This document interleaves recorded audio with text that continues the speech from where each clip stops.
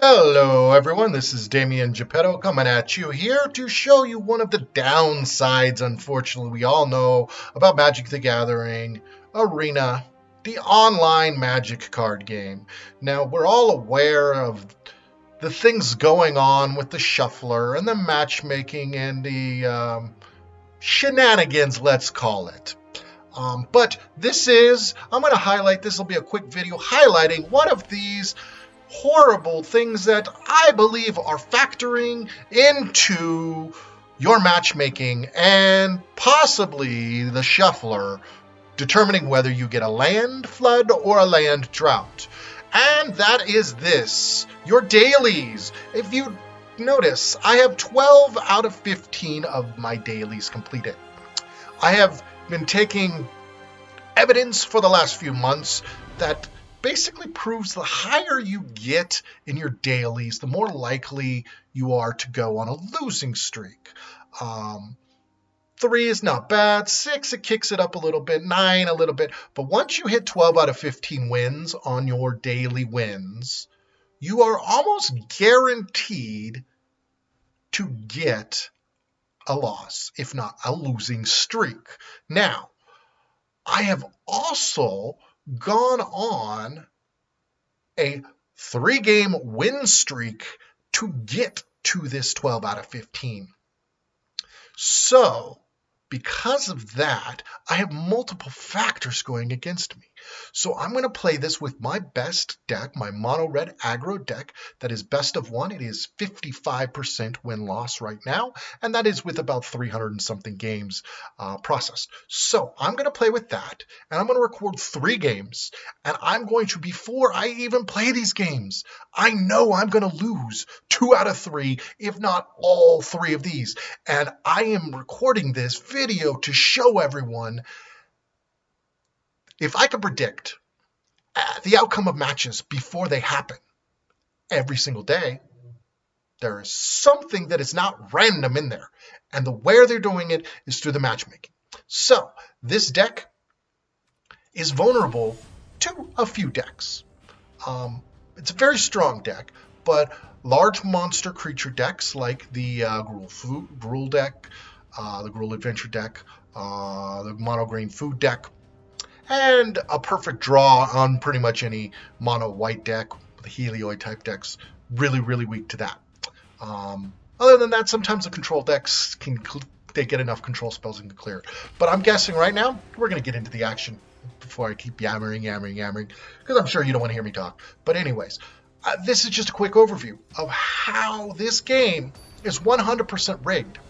This game is manufacturing wins and losses on the regular. And this isn't standard ranked, okay? Mind you, I am at high level of competition. I am in Diamond 1. So I am just one step away from making Mythic for the 4th rotation in a row since I started playing at the beginning of Zendikar. Mind you, this is all free to play. So this is good enough start. I got 4 lands, probably going to get flooded. You have 4 lands in your starting hand. There's a higher than 50% chance that you're going to get flooded with lands. So we're going to count the land draws. This is what I'm going to do these 3 games. We're going to count the land draws. That's the only thing we're going to pay attention to, because that is how they manipulate it. So I'm actually shocked to see that I didn't draw a land first turn after having 4. Not upset, shocked, but that's okay. 0 out of 1 on the land draws. Maybe it's going to go the other way, because I personally believe it tries to give you a land drought first before it land floods you, because flooding you with land can sometimes benefit you depending on what type of cards you have in the deck, like me with this Hellhound, right? Okay, 1 out of 2 on land draws, but drawing land with my Hellhound, well, it's not necessarily a bad thing for me, right? So we're just going to keep going. This is mono red. I don't have to think much about what I'm doing. I play this deck all the time. And so we'll just get into the action here. Do our damage. We're going to try and smash face. Now, I won't be surprised if I win the first game here. Because I logged off of the game for a while. Now, this is what one other factor I believe is affecting your win-loss ratio. So I did log off for approximately 2 hours, I believe it is. Yeah, approximately 2 hours after getting those wins. specifically because I had personal things to do, but it only makes recording this video that much greater. The fact that now I'm coming back. So, well, it's kind of a test to see if it remembers. Now, I'm pretty sure it remembers all of those details. So, we're going to get the gaming on and see what this guy has to do here. He's got to sacrifice his lovely mutated Gem Razor if he wants to survive. I think he will. Take down the Intimidator. This is a wise play. He's got a creature deck, so I'm sure he's got creatures, but he has been gimped on land, unfortunately. He's got 3 out of 4. Oh, wait. No, I went first. Never mind. So he hasn't been gimped on land. He's got 4 out of 4. So we've only drawn one out of 3 lands so far. It's not horrible. But what did I tell you? This is one of the decks that I'm weak against. So I am not surprised in the slightest that this is a deck that I'm playing against. 2 out of 4 on the land draws now, which is pretty much statistically normal. So what we're gonna do is just keep the pressure on because he's got some badass beasts in there. We're gonna make him have to make a decision. He's got to take down the guide beast and lose his wolf at the same time. So whether or not I win this match, it was giving me one of the toughest matchups I can have. Now I have a really well-crafted deck, and he got his second Wicked Wolf, so he can take down my Annex. Fair enough. I don't think it's going to change the outcome, though, because, frankly, this is a mono-red aggro deck that is well put together. And I will be making another video showing you how to put together the decks. But he did the best he could. So, that's 1 win. Look at that. Imagine that. I'm just a liar. Apparently, I am a liar. Oh, my God. I said I'm going to get a loss. Now, I did predict what kind of deck I was going to go against. So, maybe I just hacked through the system with my home brewing skills. We shall see. But anyways, let's just continue on. I don't need to yammer on and show you this screen anymore. Everybody knows what that screen looks like. You stare at it in disbelief and misery every time you get a horrible game and try and contemplate, do I log out or do I keep playing? I don't know. This is a decent start. 3 lands. I've got a couple of creatures. I'm going to keep it, of course. I'm not a fan of the mulligan because gimping yourself 1 land, not knowing if you're going to get a better hand, you got to have a pretty bad hand to mulligan, in my opinion. And having 3 lands, which is perfectly ideal in this system, if you have 3 lands, you better have a whole bunch of crap before you decide to go ahead and mulligan. Now, by the way, this is a card that not a lot of people play. I play this in my deck, Wayward Guide Beast. It's complicated to play with, as you just saw there. Attack first turn and I lose my land. I go from going first to now being behind in the mana. But I was able to put 4 damage in on him before he even puts the creature out. So there is that bonus there. There is definitely that bonus there. I think what I'll do is I'll put out, let's see, Intimidator. Yeah, why not? Let's put out the Intimidator first, and I'm not going to attack, despite the fact that I could easily have him sacrifice 2 Archfiends, or I could just do 2 damage. I need that 3rd land out to play this deck, and actually I'm going to need the 4th land to play Torbran.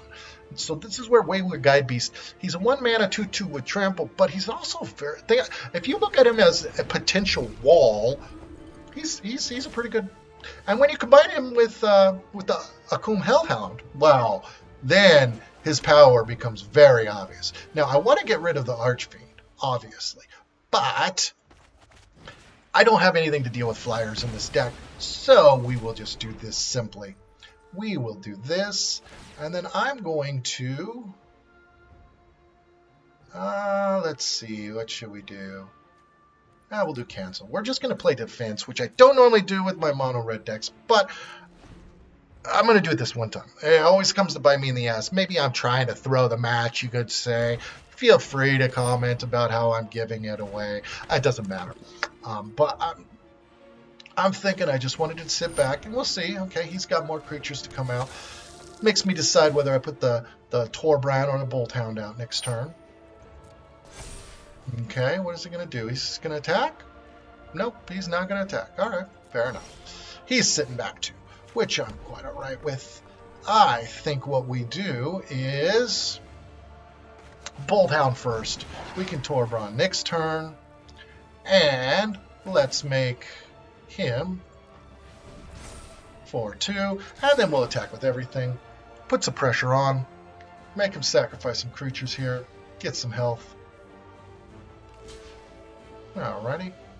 Lovely, lovely. Now, he probably has something to revive those Archfiends, I'm guessing. He's got Luris or something in there. But, hey, I wanted to clear the deck a little bit. Get ourselves a little cleaned off. But, like I was saying, there are a lot of factors in this game that are manipulating not just the shuffler. Everybody focuses on the shuffler. That's, what did I tell you? He wanted them dead. Call the Death Dweller. So they both become 5/5s. And like I said, this is a deck that's, you know, he got both of his Archfiends, he got his Call of the Death Dweller, he got the nut draw, as I like to call it, poker terms. You've got, yeah, 2 Luminarchs, like, it gave him everything he needs to win this match. Guaranteed loss in this match at this point. There's nothing I can do. It's a guaranteed loss, and now I forgot to count the lands because I'm an idiot, right? So just call me an idiot in there. There's no point in continuing this at this point because I can't do anything about flyers, and he's got 2 Luminarchs. So, as I said, we won the first match because I had logged off for a couple hours. Now we lost this one. Almost guaranteed I'm going to lose the next match, too. Because if you look here, you could see I had 2 matches won in a row. One of those was in this session. The other one was before I quit, okay? The third factor that I forgot to bring up in the beginning was I had just moved myself up to Diamond Tier 1. So every time you go up a tier is another factor where it likes to give you losses. I'm sure you've all noticed this. Everybody's noticed this. You go up a rank, and then all of a sudden you're smacked back down. You got to fight and claw to get up it, and as soon as you climb up that next rank, boom, you're smacked back down. This is intentional. They're pulling from all sorts of ranks in your group. So you're in gold, they're pulling from gold 1 through 4. You're in platinum, they're pulling from platinum 1 through 4, etc., etc. I'm in diamond 1, but they're pulling from diamond 1 through 4, and even sometimes they pull from mythic here in diamond. Now I'm going to take it. It's only 2 lands, but I'm guessing we don't draw land this game because it needs to give me another loss. Frankly, it probably wants to give me 2 more losses so I go back down to diamond 2. It's hoping that will make me mad, and then I'll break out the wallet and spend some money. This is why all of this is being done. It's 100% agreed regime. They're just trying to make money.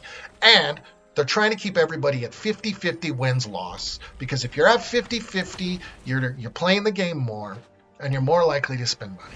If you're losing too much, you're not playing the game. If you're winning too much, well, you're not going to spend money, because why would you spend money if you're already winning? Like, seriously, like, I don't need to make my deck better. I'm winning, right? Like, let's be honest with yourself. If you're winning 75% of your games, you're not going to be spending money because you're going to say, hey, what do I need to spend money for? I got the deck that's winning 75. Like, I can't do better than that. So they want to keep you at 50-50. And a lot of times when they want you to spend money, what they're going to do is they're going to put you against a deck that has that one card that you are missing from that net deck. That one card or those 2 cards that you've been hoping to get. You'll just happen to lose to that guy that's got what you want. You think that's unintentional? Silly rubes! This is all intentional. This is right out of, I like to say, out of the Facebook, Twitter outrage mentality. It is trying to get you upset. They're taunting you with what you don't have, right? Oh, you don't, you want this card? For me, Luminarch Assistant. You notice there was 2 of those in the game that I lost last? That's one card I want. It's probably the top of my list, Luminarch Assistant. It's one of the few cards I am actually really missing. Shocker! I see a game where I go against it, and guess what happens? I lose against it. I mean, that's making things pretty obvious, right?